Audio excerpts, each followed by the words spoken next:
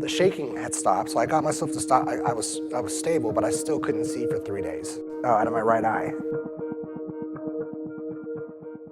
My name is Eric Dolberg, currently living in Goodlettsville, Tennessee, on a 2-acre spot with a farm.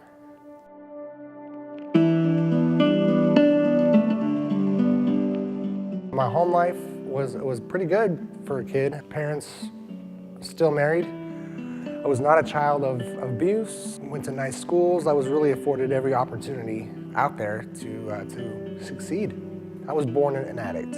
I always had the addict mentality. I remember from an early age always wanting to escape, never being okay with who I was as a person, always being fearful, and I was always scared of everything. So by the time I was introduced to drugs was just a symptom of my problem. So for me, my addiction manifested itself long before I picked up any drugs. But I mean, I first started experimenting with drugs in high school. It was kind of off to the races for me at that point.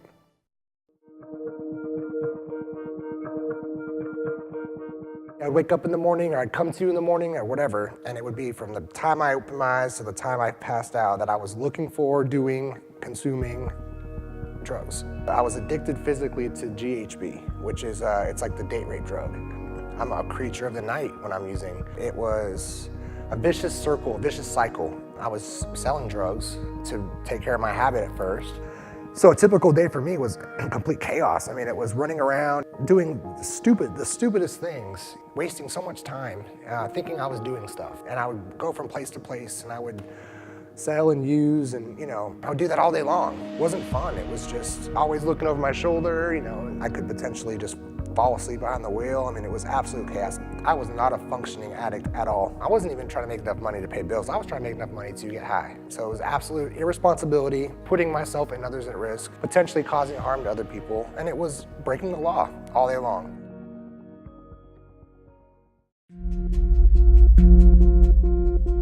I remember one day, I was so hungry, and I collected all the change I could find in my little apartment. I walked to the gas station because I needed to eat, and I bought some spaghetti noodles, and I bought some spaghetti sauce. It was like $3. That's all I could afford. And I was walking home, and the bag that I was holding broke, and it fell to the ground. The glass that the spaghetti sauce was in, it caved in, and it broke inwards. And I was so hungry and so desperate to eat. I hadn't eaten in such a long time that I went home and I was pulling out glass shards out of the pasta sauce. I cooked it, and I thought I picked out all the glass, and so I put together the food. I was so ready to eat. Again, I had no energy. I had nothing. And I remember I was chewing on the spaghetti. I was chewing on broken pieces of glass and swallowing it whole because I was so hungry. And that's all. And I knew at that point, I was like, there's got to be more. There's got to be more to life than this. I don't know what it is, but if I don't stop this, and if I don't get help, I'm gonna die. The moment of clarity. Yes. Another thing I'll never forget. It's the most beautiful moment I think I've ever had. I had done too much of my drug of choice, so I remember I lived by myself. I came to, and I was on the floor.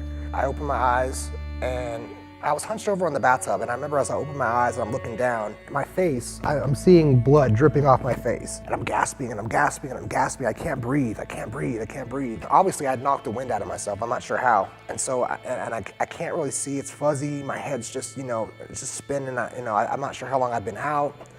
And I look over to my sink, and I grab the sink, and I pull myself up. I look in the mirror, and I'm covered in blood. And I look up, there's blood on the ceiling, there's blood on the floor. I got a gash going from here into my eye. Gash, just gashes everywhere. I fell into the toilet, but I broke both my bottom ribs, shot up, knocked myself out, and fell in the bathtub. I'm not sure how long I had been there for. And I saw myself as my eyes were coming into focus, and I'm seeing just this bloody mess, and I'm thinking to myself, holy shit, this is it. Eric, you have got to get help. And I remember I started to get my breath back because I couldn't breathe. I knocked the wind out of myself. And when I finally got my mind a little bit clearer, I was laying on the floor, and I remember I don't know if I cried out to God, but I remember I said to myself, there's got to be something else out here. I need help. I can't do this myself. I can't do this much longer. That was when I decided that if I don't get help, I'm dead. I'm very lucky I woke up So a few months later, I lost everything. I literally had to pack all my stuff up and take it to someone's house and stick it in the basement. And I didn't see my stuff for years. That began my homelessness. And I remember my father came to see me in the mission. And I remember the look that he gave me when he walked in and saw his son at the mission. And I remember that, and I was just like, that's it. That is it. I didn't get clean then. I went back out and used. I didn't have an understanding yet. April 28th of 2010, got out of treatment. I went actually to rehab. I went to a 30-day rehab. I got out April 28th, and I was living in a halfway house, and I walked over to a friend's house, an old friend. I smoked some weed, I drank some liquor, and then I was like, fuck, I've done it again. And if I don't do something today, that's it. I went to a meeting, so my clean date actually became July the 1st of 2010.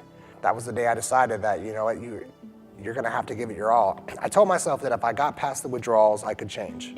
At least I could try. That's all I wanted to do. I wanted to get through the physical withdrawals safely and then work on it from there.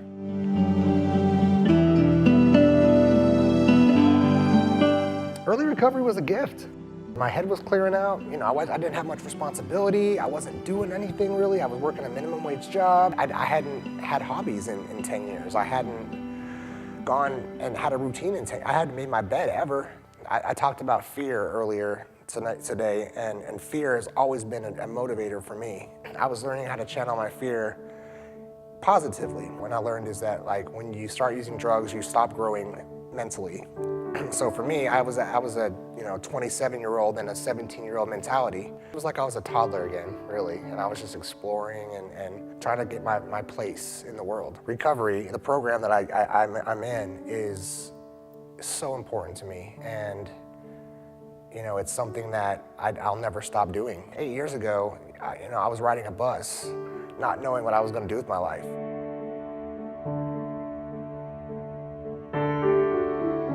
I will say this, change happens when you're ready.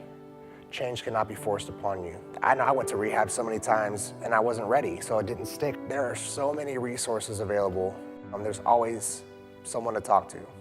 So for the person out there that might be struggling, it's available. The help is available. You just have to want it. As of today, I have been clean and sober off of any mood-altering drugs. It's been 7 years, 2 months, and 7 days, one day at a time.